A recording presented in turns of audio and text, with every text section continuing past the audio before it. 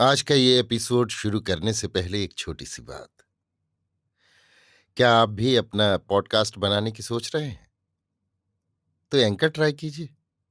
ये पॉडकास्ट बनाने का सबसे आसान तरीका है। नंबर 1, ये फ्री है। नंबर 2, इसमें कई सारे ऐसे टूल्स हैं जो आपको अपने फोन और कंप्यूटर पर रिकॉर्ड और एडिट करने की फैसिलिटी देते हैं। नंबर 3, आप अपने पॉडकास्ट को डिस्ट्रीब्यूट भी कर सकते हैं, जिससे इसे स्पॉटिफाई और दूसरे प्लेटफॉर्म पर सुना जा सके। तो डाउनलोड कीजिए फ्री एंकर ऐप या विजिट कीजिए anchor.fm पर अपना पॉडकास्ट स्टार्ट करने के लिए। ये तो थी एक छोटी सी जानकारी, और अब शुरू करते हैं एपिसोड का सिलसिला। तो आज के एपिसोड में लीजिए सुनिए सूर्यकांत त्रिपाठी निराला के लिखे उपन्यास अलका का भाग 8, मेरी यानी समीर गोस्वामी की आवाज में। अजीत के इंगित पर जीवन का पूर्व निश्चित मार्ग स्थित कर उसी रोज शाम की गाड़ी से विजय अजित के साथ उस गांव पहुंचा। अजित को गांव वालों से विजय का परिचय करा देना था। गांव के बाहर एक मंदिर और उसी से लगी हुई अतिथिशाला है। सामने चारों ओर से बंधा हुआ पक्का तालाब, बगल में कुआं, फुलवाड़ी। कोई रहता नहीं। सुबह शाम स्त्री पुरुषों की भीड़ स्नान पूजन और कसरत के लिए होती है। यहीं दोनों आकर कुछ देर के लिए विश्राम करने लगे। बुधुआ के मार खाने के बाद लोग आपस में मिलते हुए रास्तों, खेतों और घरों में वही चर्चा करते रहे। इस साल भी ज्वार की अच्छी उम्मीद नहीं। गत 2 वर्ष रबी अच्छी नहीं हुई। अधिकांश किसान महाजनों के कर्जदार हो चुके हैं। इस साल भी कर्ज से लगान चुकाया था। अभी तक उनका पूरा ब्याज नहीं वसूल हुआ। अब कर्ज मिलने की कोई आशा नहीं, न लगान चुकाने की गुंजाइश है। महाजन दावा करने की धमकियां दे रहे हैं। इधर जमींदार का जूता भी चलने लगा। छिप छिप कर लोग पासियों की सलाह लेने लगे और उनके वीर रस के व्याख्यान से पूरे प्रभावित हो किसी का जरा सा इशारा मिलने पर विद्रोह के लिए यानी बिना दाम के लगान न मानने के लिए तैयार हो गए।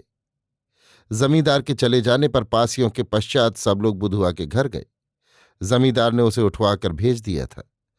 उसकी फटी पीठ और हाथों के स्याह दागों पर जो डंडे पड़ने से पड़े थे, गर्म हल्दी बंधवाई और आपस में मिल जाने के सलाह मशवरे करने लगे। इसी समय विजय को लेकर अजित गांव में बैठा। निकास के पास ही बुधुआ का मकान था। बाहर आदमियों को देखकर अजित सीधे दूसरी राह छोड़कर गया। द्वार पर लोगों के रहने के कारण अंडी के तेल का दिया रखा था।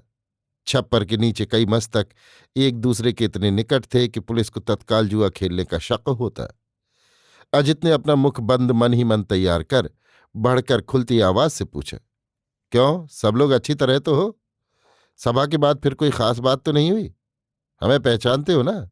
सभा में हम आए थे। इतने परिष्कृत परिचय से कई पहचान वाले निकले। ऐसी असंभाव्य घटना हुई कि लोगों को दुख की रात ही में सुख कर प्रभात हुआ। हृदय के कमल खुल गए। नेताजी आ गए। हर्ष के उच्च स्वर से सबने संवेदना की। नेताजी आ गए, ये खबर वीरन खुद गांव भर को सुनाने के लिए उठा, और जब तक वो गांव भर को वहीं बुला लाता है तब तक कृपा कर बैठे, ये प्रार्थना कर दौड़ता हुआ अपने घर से कंबल उठा लाया और छप्पर के नीचे बिछा दिया। विजय और अजित बैठ गए। प्रदीप का प्रकाश हो रहा था। हर्ष में कर्तव्य का ज्ञान नहीं होता। लोग अब तक अपना धर्म, जो सुराज दिलाने वाले नेता के प्रति है, भूले हुए थे।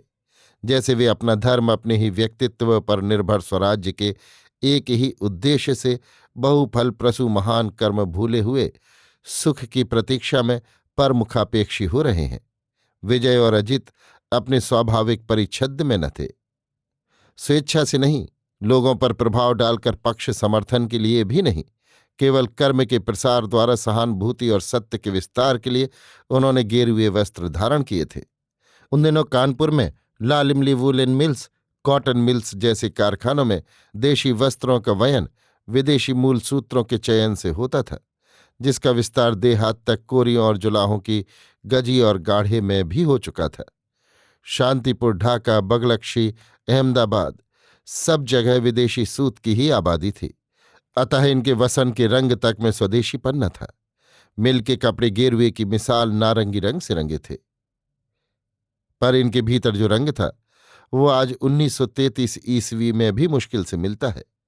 नेताओं को प्रणाम करने के उद्देश्य से गांव के लोग उठे और भूमिष्ठ मस्तक चरणोपांत प्रणाम कर कर श्रद्धा का भार इन दो दिव्याधारों पर रखने लगे। वीरन भी गांव के आदमियों को, जिनमें अधिकांश किसान थे, लेकर आया। प्रणाम कर बीरन बुधुआ का हाल बयान करने लगा।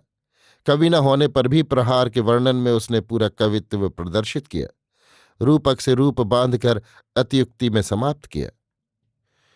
आवेश में उसे ये नहीं सूझा कि इतनी मार का केवल जिह्वाग्र द्वारा वर्णन होता है या कोई मनुष्य इतनी मार सहन भी कर सकता है। गांव में शूद्रों की ही संख्या है, प्रायः सभी किसान। कुछ ब्राह्मण हैं जो अत्यंत दरिद्र बकरियों का कारोबार करते हैं, अर्थात बकरी पालकर बच्चे बकर कसाईयों को बेचते हैं। 2-3 घर ऐसे भी हैं जो काश्तकारी करते हैं। ब्राह्मण होने के कारण गांव के लोगों में उनकी पूजा है, पर तभी तक जब तक वे गौब्राह्मण हैं। ये मनोभाव ये लोग समझते थे, इसलिए अपनी पूजा प्रचलित रखने के विचार से बराबर गांव के अधिकांश लोगों के साथ रहते थे। इधर पासियों का प्राधान्य होने पर उन्हीं की प्रभुता मानकर रहते थे। बुलाने पर 16 आने गांव आया। बचाव की सबकी इच्छा थी और एकाएक वैसी व्याख्या वाले स्वराज के प्राप्त होने पर महामूर्ख ही फलभोग से विमुख होगा। सब लोगों ने समस्वर से वीरन की वक्तृता का समर्थन किया।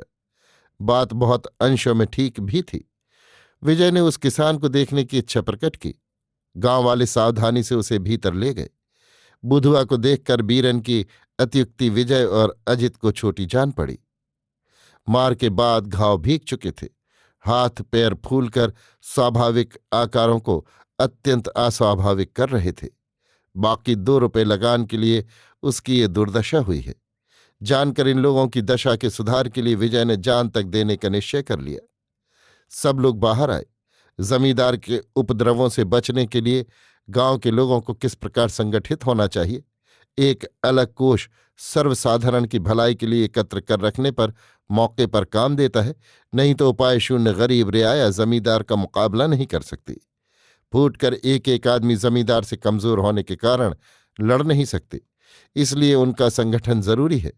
जो भीख भगवान के नाम पर भिक्षुकों को दी जाती है, प्रतिदिन यदि उतना अन्न निकालकर एक हंडी में रख लिया जाए और महीने के अंत में गांव भर का अन्न एकत्र कर बेचा जाए, तो उसी अर्थ से एक शिक्षक रखकर वे अपने बालकों को प्रारंभिक शिक्षा दे सकते हैं, जो तमाम दिन व्यर्थ के खेल कूद और लड़ाई झगड़ों में पार करते रहते हैं। जब तक रियाया अपने अर्थ को पूरी मात्रा में नहीं समझती, तब तक दूसरे समझदार का जुआ उसके कंधे पर रखा रहेगा। अज्ञान के अंधेरे गढ़े से बाहर उजाले में खिले हुए फूलों से दूसरे देशों के किसानों की दशा और सुधार का ज्ञान प्राप्त करना यहाँ के किसानों के लिए बहुत जरूरी है।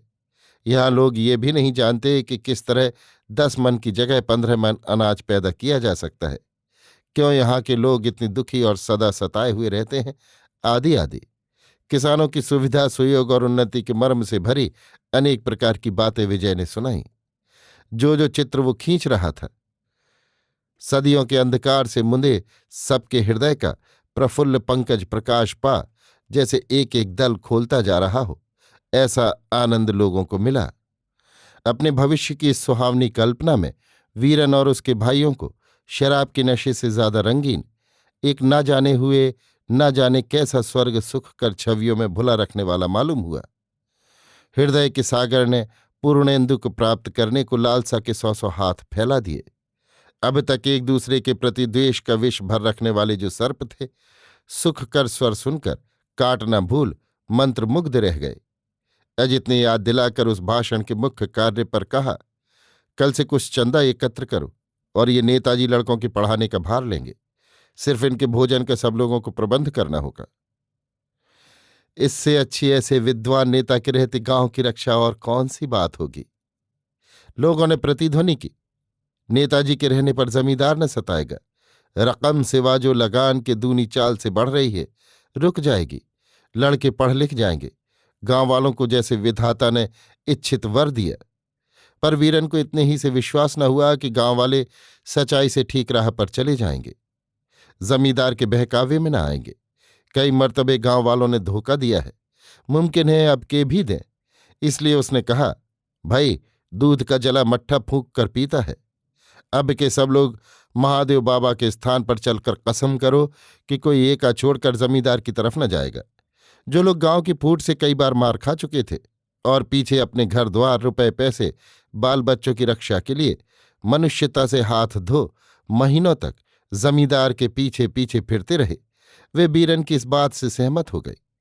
पासी सब बीरन के साथ थे, इसलिए तमाम गांव साथ हो गया। महादेव जी के मंदिर में सब लोगों ने कसम खाई, जो गांव से फूटकर अलग हो वो दोगला है। एक ब्राह्मण के यहां विजय और अजित के भोजन का प्रबंध हुआ।